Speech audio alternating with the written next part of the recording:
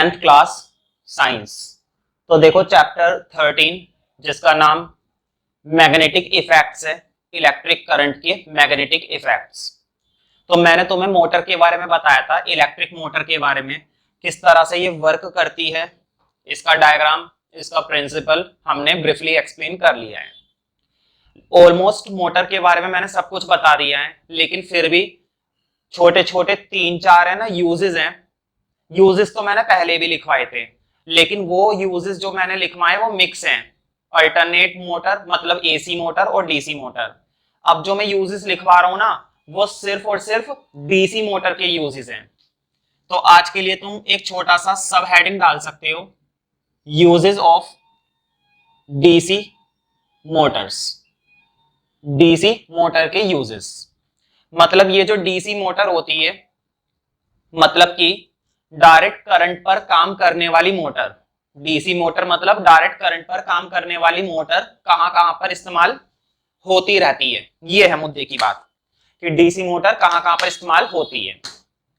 तो छोटे छोटे यूजेस हैं। नंबर ए लिखना पहला।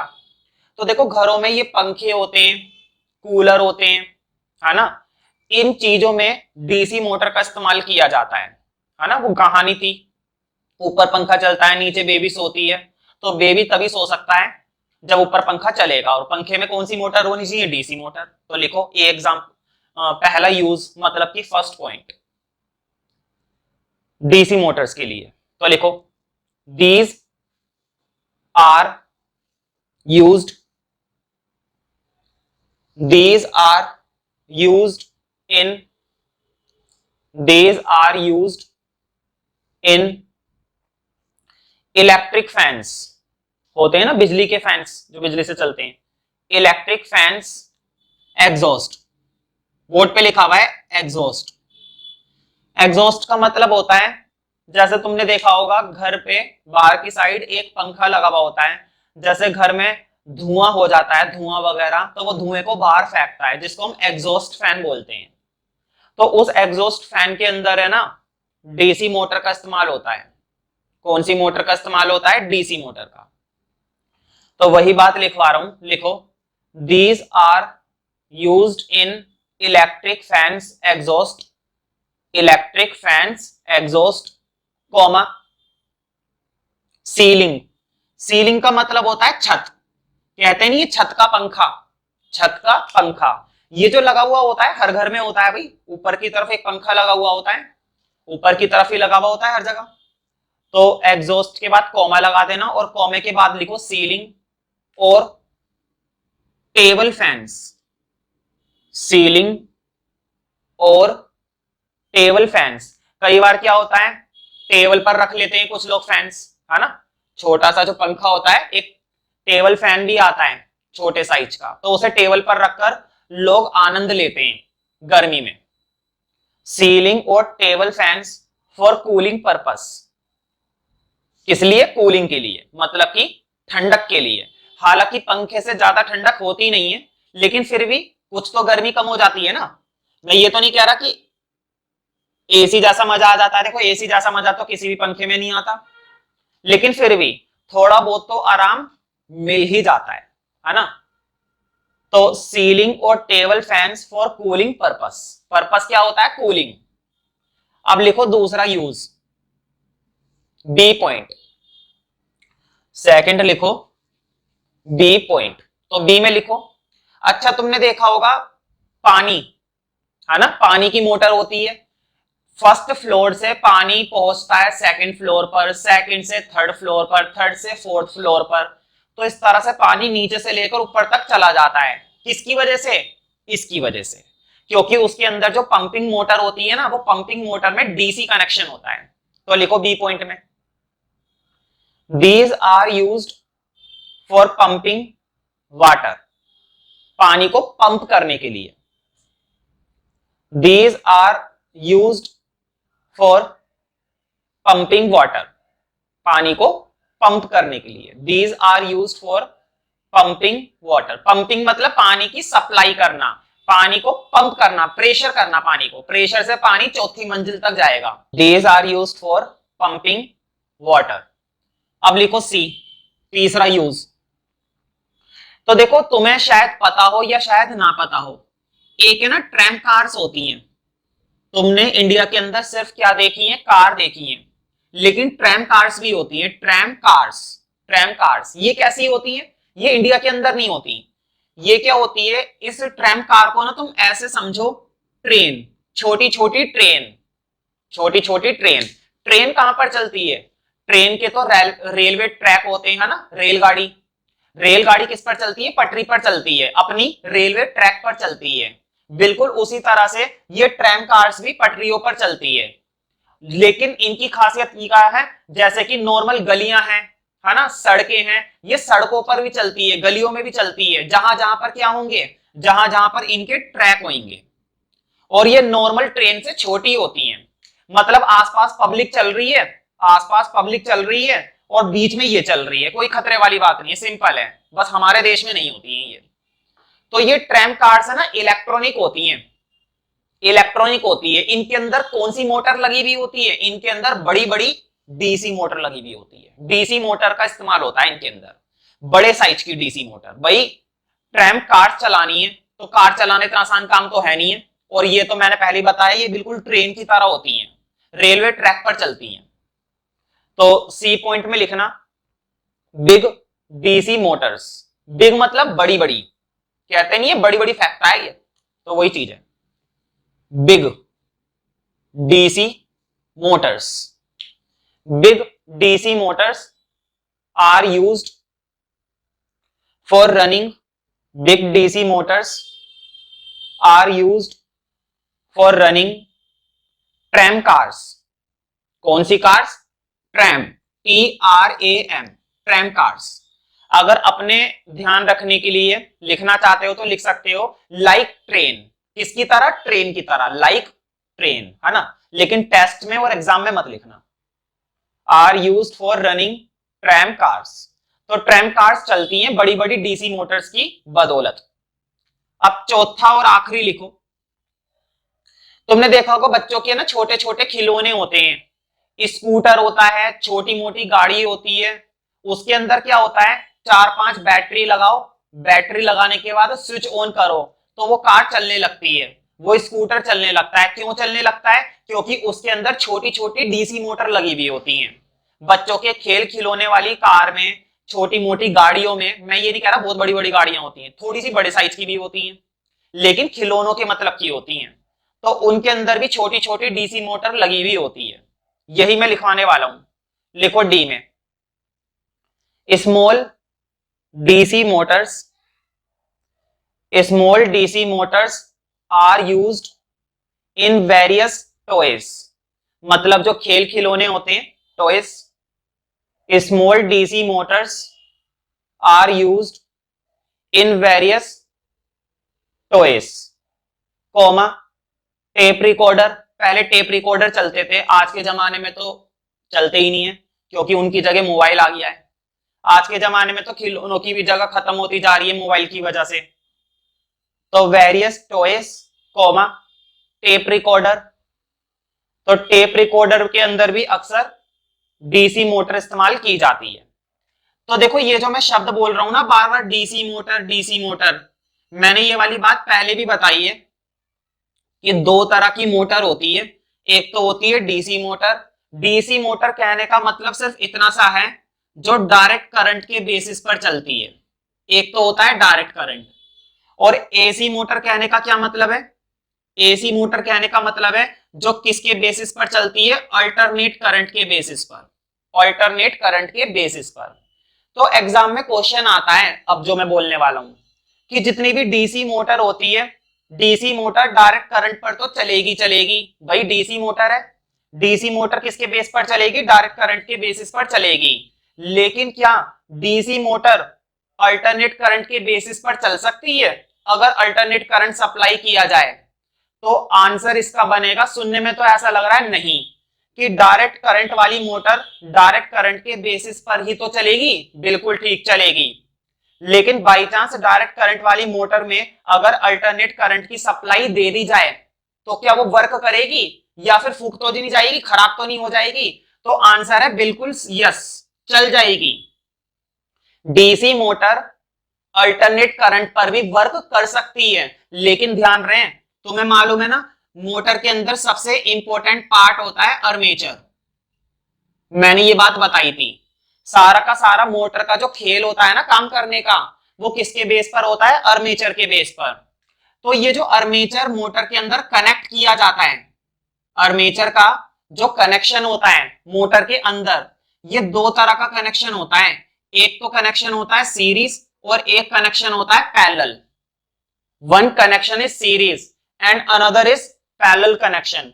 तो देखो, अगर तुमने उस मोटर में आर्मेचर सीरीज कनेक्शन कर रखा है तो वो मोटर डीसी पर भी चलेगी और वही मोटर एसी पर भी चलेगी। लेकिन अगर उसका कनेक्शन पैरेलल है ना, तो पैरेलल के केस में वो सिर्फ और सिर्फ डीसी पर ही चलेगी, एसी पर नहीं चलने वाली।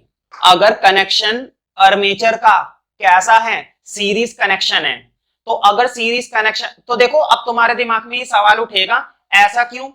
सीरीज पर वो दोनों में चलती है, डीसी पर भी और एसी पर भी, लेकिन पैरेलल में वो सिर्फ डीसी पर चलती है, ऐसा क्यों? तो देखो, टेक्निकल बातें हैं, इंजीनियरिंग लेवल की बातें हैं कि किस तरह से ये वर्क कर रही है, कैसे इलेक्ट्रिक मोटर में आर्मेचर के कनेक्शन किए जाते हैं। ये बहुत ही टेक्निकल हो रहा है, 10th क्लास में इतना रेलेवेंट नहीं है। फिर भी मैं इस क्वेश्चन का आंसर लिखवा देता हूं, ठीक है?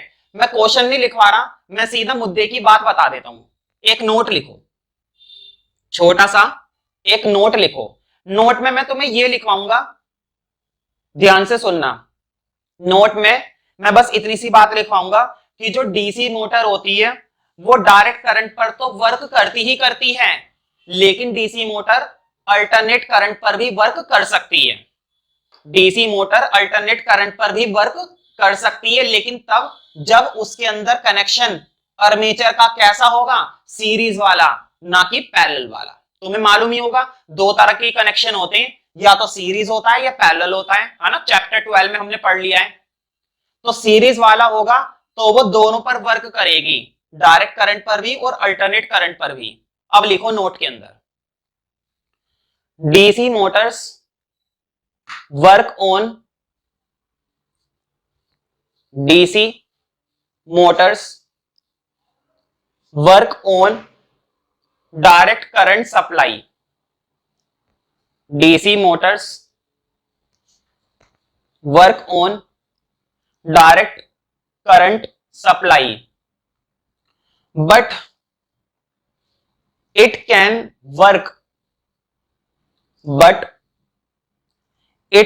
work in case of,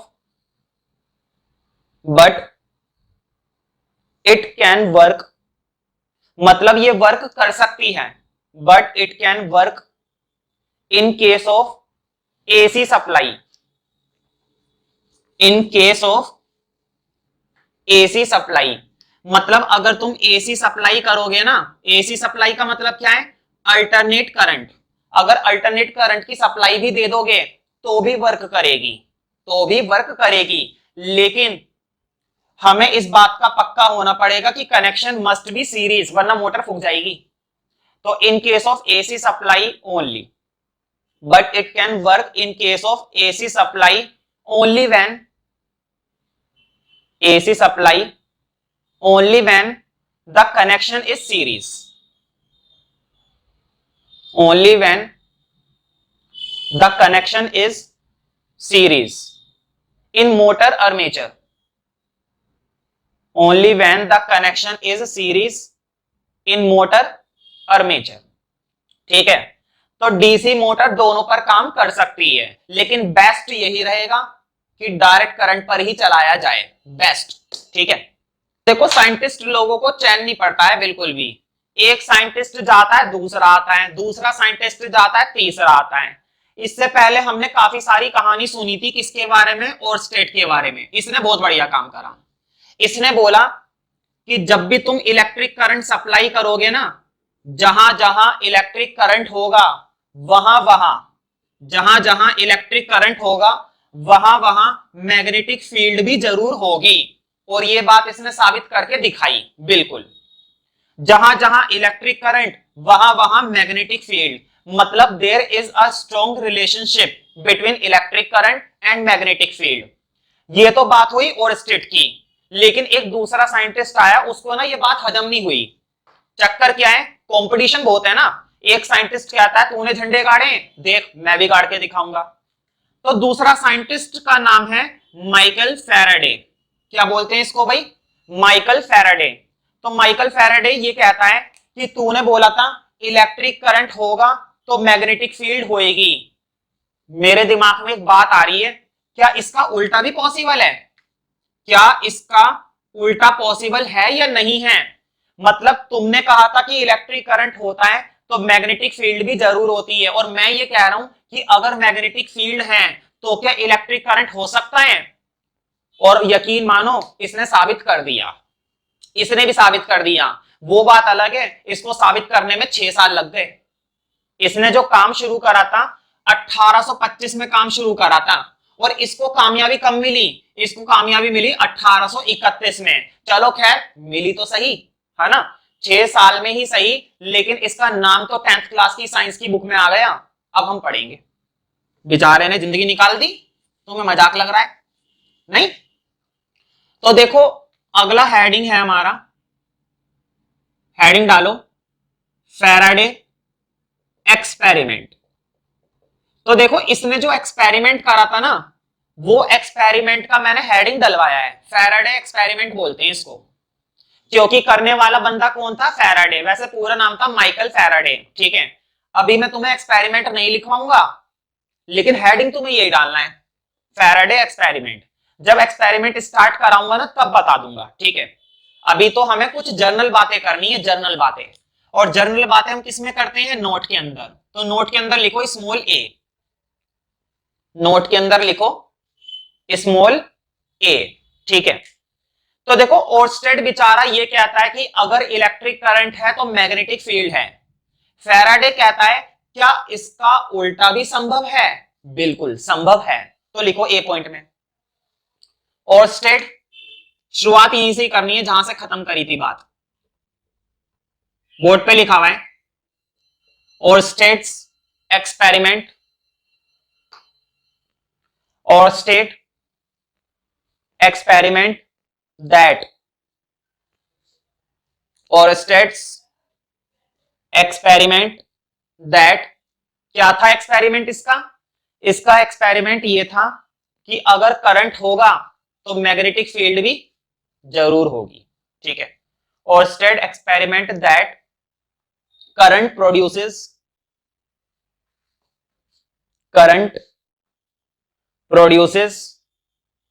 a magnetic field, current produces a magnetic field, ठीक है।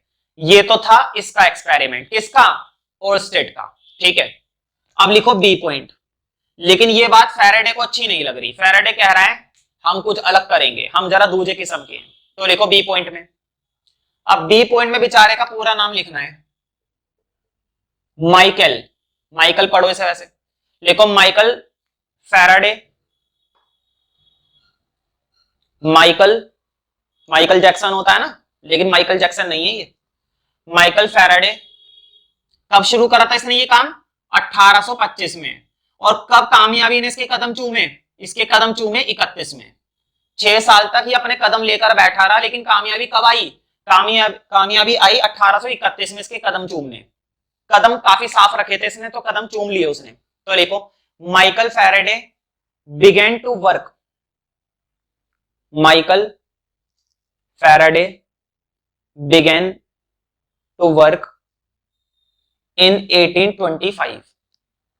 कब शुरू करा था काम? 1825 में। Began to work in 1825, in 1825, ठीक है। और क्या था काम? काम ये था कि ये जो इसने एक्सपेरिमेंट करा था ना ओर्स्टेड ने, कि करंट है तो मैग्नेटिक फील्ड है, इसने उसके उल्टे पर काम करा। तो लिखो इन 1825 ऑन द कन्वर्स। कन्वर्स का मतलब होता है उल्टा। On the converse of this situation. किसकी सिचुएशन? ओर्स्टेड की। On the converse of this situation, on the converse of this situation. ठीक है, मतलब उसने इसके विपरीत रिसर्च करना शुरू करा। कब शुरू करा? 1825 में। तो देखो ये जो मैंने ईयर लिखवाया ना कि इसने कब काम शुरू करा, ऐसे ही नहीं लिखवाया है, एग्जाम में आ चुका है। अब लिखो सी पॉइंट। सी पॉइंट में लिखो कितने साल तक मेहनत करी बेचारे ने? 6 साल तक। तो लिखो for 6 years he experimented. Experimented की स्पेलिंग में लिख देता हूं, वैसे तुम लोग 10th क्लास में हो तो उम्मीद करता हूं कि तुम लोग लिख पाओगे। एक्सपेरिमेंटेड बोर्ड पे लिखा हुआ है। For 6 years he experimented. For 6 years he experimented with magnets. Magnets में, कोइल्स में उलझा रहा ये हर समय। कोइल्स में ही लगा रहा, मैग्नेट में ही लगा रहा, वायर में ही उलझा रहा बेचारा। दाढ़ी मूछ बनाने का भी टाइम नहीं मिला इसे। He experimented with magnets and coils of wire. Coils of wire board पे लिखा हुआ है, कोइल्स ऑफ वायर। मतलब जो तारों के गुच्छे, कोइल्स होती हैं, मैंने पढ़ा दिया था ना सोलिनोइड। सोलिनोइड में क्या होता है? वायर की कोइल्स ही तो होती है। देखो सोलिनोइड और कुछ नहीं है, किसी भी इलेक्ट्रिकल सब्सटेंस पर तार को लपेटना। ये जो तार को लपेटना होता है ना, ये जो हम तार को लपेट रहे हैं, ये लपेटना ही कोइल्स कहलाता है। तार को लपेटना ही कोइल्स कहलाता है। ठीक है, तो वो इसमें उलझा रहा। किस में उलझा रहा? मैग्नेट्स में, कोइल्स में। He experimented with magnets and coils of wire. Coils of wire. ठीक है, फुल स्टॉप लगा दो। और वो कहते हैं ना कि एक दिन कामयाबी मिलती है, तो इसी में लिखो फुल स्टॉप के बाद। फुल स्टॉप के बाद लिखो एक दिन क्या हुआ अचानक से। देखो इसने ना मैग्नेट को, चलो अभी मैं बताऊंगा, पहले लिख लो। लिखो वन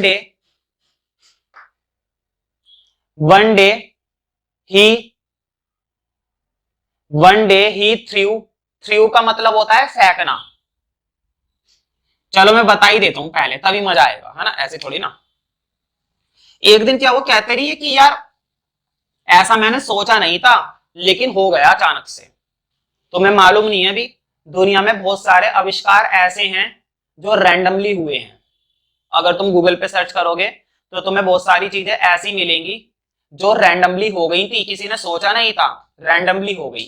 जैसे कि माइक्रोवेव का आविष्कार भी रैंडमली हुआ था, जो फर्स्ट टाइम हुआ था, पहली बार। खैर वो सारी बातें अलग हैं, पहले इधर हम बात कर लेते हैं। तो देखो ये लगातार किस चीज की मेहनत कर रहा था? ये मेहनत कर रहा था कि अगर मैग्नेटिक फील्ड होती है तो क्या करंट हो सकता है ना, क्योंकि ये तो उल्टा काम कर रहा है। और स्टेट क्या कहता है? और स्टेट कहता है कि अगर करंट है तो मैग्नेटिक फील्ड होगी, लेकिन ये कहता है कि अगर मैग्नेटिक फील्ड है तो करंट भी होना चाहिए। ये उल्टा काम करता है। तो अचानक से ये खूब मेहनत करता रहा 4-5 साल तक, 6 साल तक। लेकिन एक दिन क्या हुआ, इसने ना मैग्नेट को कोइल में फेंक दिया, कोइल की तरफ या कोइल के अंदर मैग्नेट को फेंक दिया। तो जैसे इसने मैग्नेट को फेंका तो उसके अंदर है ना कुछ मोमेंट्री करंट महसूस होने लगा। अब ये कैसे पता चला कि उसके अंदर करंट आ गया? अभी मैं सब बता दूंगा। जैसे इसने वो मैग्नेट उस कोइल के अंदर फेंकी, एक एग्जांपल देता हूं। देखो मेरे पास चीजें है नहीं, मान लो ये मेरा टैग है, ये कोइल है, वायर लिपटी हुई है इसके चारों तरफ, यहां पर चारों तरफ। वैसे ये कोइल है नहीं है, मैं बस बता रहा हूं तुम्हें। ये कोइल है, चारों तरफ इस पर वायर लिपटी हुई है। और मान लो मेरे हाथ में ये मैग्नेट है, और वो मैग्नेट जब मैं इतने सालों से मेहनत करता रहूंगा और कुछ सफलता मिलेगी नहीं, तो मैंने इसको फेंक दिया, रैंडमली फेंक दिया या गुस्से में फेंक दिया या जो भी मानना है मान लो, तो मैंने इसकी तरफ फेंक दिया। तो जब मैंने इसकी तरफ फेंका ना, तो उसने ऑब्जर्व करा, किसने? फैराडे ने ये ऑब्जर्व करा कि कुछ मोमेंट्री करंट क्रिएट होने लग गया। मोमेंट्री करंट, मोमेंट्री का मतलब होता है नाम मात्र के लिए, थोड़ा बहुत, क्षण भर के लिए। मोमेंट्री मतलब क्षण भर के लिए, कुछ ही देर के लिए। जब हमने मैग्नेट को उसकी तरफ फेंका तुरंत इसको पता चल गया कि हाँ मैग्नेट की वजह से करंट बन सकता है।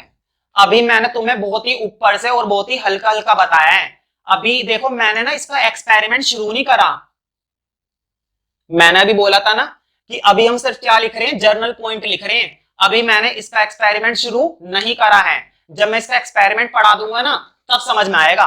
अभी तो बस ये लाइन लिख लो। जिसको थोड़ी बहुत समझ में आ गई अच्छी बात है, और नहीं आई है तो कोई बात ही नहीं है, क्योंकि अभी जब एक्सपेरिमेंट आएगा तब ये लाइन बहुत अच्छे से समझ में आ जाएगी। तो लिखो वन डे ही थ्रू। तो अभी मैंने थ्रू का मतलब बता दिया था। थ्रू का मतलब होता है फेंकना।